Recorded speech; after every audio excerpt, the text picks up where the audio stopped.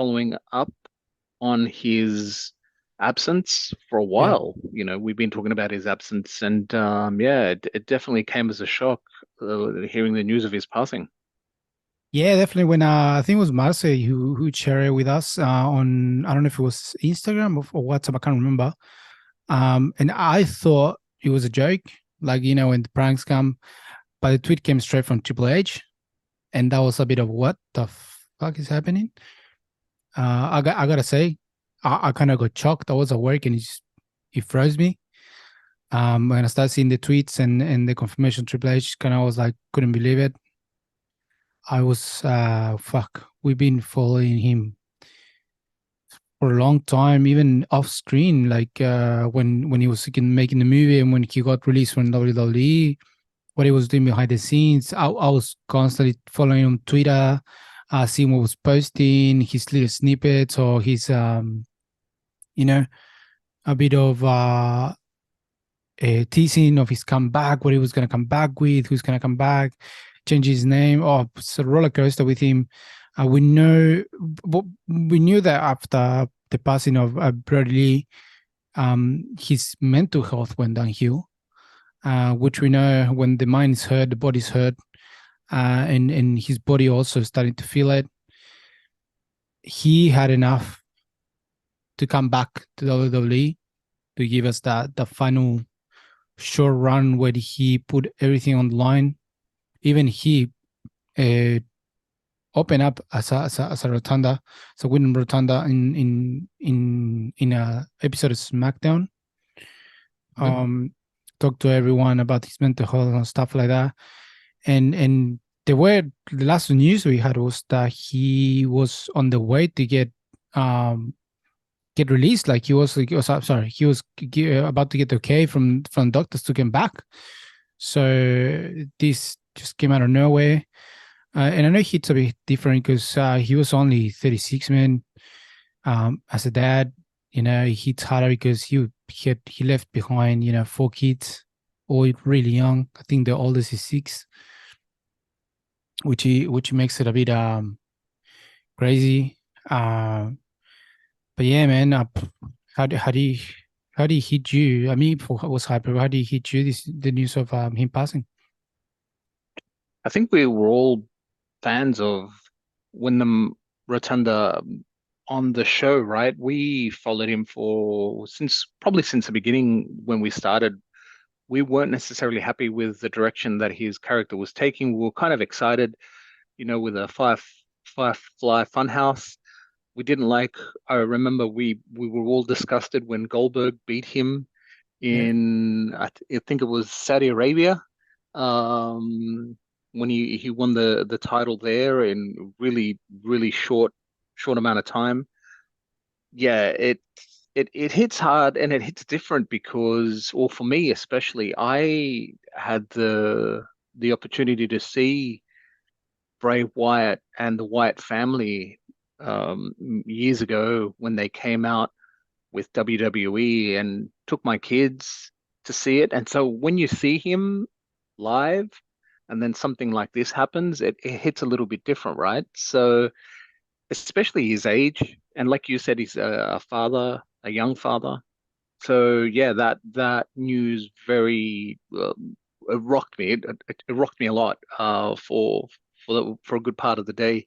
I was kind of left in shock, especially knowing some of the news that we were covering on him, that he was getting better, that he was about to return.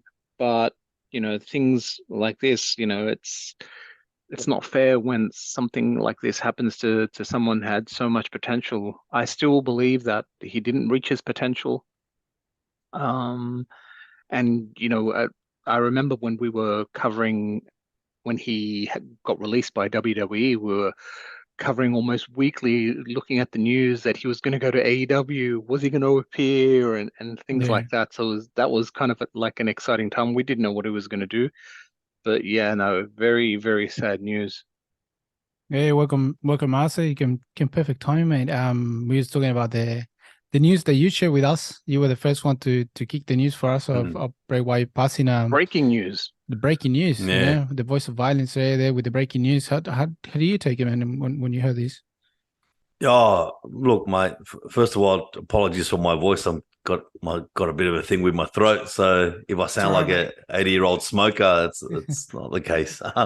Look, it was sad news. I wish I didn't have to pass it on. My first reaction was like, "Oh, no way! This is bullshit. Like, no way, it can't be." Um, I heard what I just came in now, and I heard what Renzo was saying. And I know that you Rod, you're a massive fan of Bray as well. I knew what Bray's ability. I also believe that he never reached his potential. But Bray was big around the time that I kind of dropped off the product. Yeah. But when he came back this time, like just his command of the crowd, his ability to control a crowd with nothing more than a lantern. Yeah. Just even if you look at his old FCW videos, even when he was learning how to cut promos, like he just had this hypnotic, almost like cult leader thing about him, which is like what the Wyatt family was. But yeah, like it's just such a sad story, and like we're all fathers, and like it's the worst things for his kids. Like he's a massive loss to the wrestling world, but man, he's an irreplaceable loss to his family. And it's just a really, really, really sad story. 36, no one should be dying at 36. Yeah, man, in of a heart attack, which he was sick. Like I said, his mind was just healing. Unfortunately, his body was getting the repercussions. He gets COVID, which made him get a really bad lung disease. I think it was. He was getting better, and then just a heart attack came out of nowhere. And just that's it. Fuck, I was telling my wife, it's funny because a few weeks ago, I don't know if you guys believe this, but in the South American culture, it's really big. When you dream of when you lose a tooth, Yeah. when you lose it, like it means someone's gonna pass. I did dream of it. Like I lost one, but it didn't hurt. Like, so it wasn't no one close to me. And when I got the news about Bray Wyatt, I was like, fuck, that was it. He was one of my favorite wrestlers. Love his character, love what he was doing. I don't know if they're gonna release the horror movie he did when he was away from WWE. I hope they do. They probably will. I'd say so. I hope they do, man. But he was just a great character. People was like, oh shit, but like a lot of people never understood that he was just telling a story. He was creating this massive story. You're talking about the bloodline, but he started even before the bloodline, the story of the Bray Wyatt and how he continued. He went up and down, and he went up against everyone, even Vince. Vince never understood him and didn't like him. That's why he got released. But the Undertaker told him one time, and that's the thing he heard. Like, the Undertaker told him, like,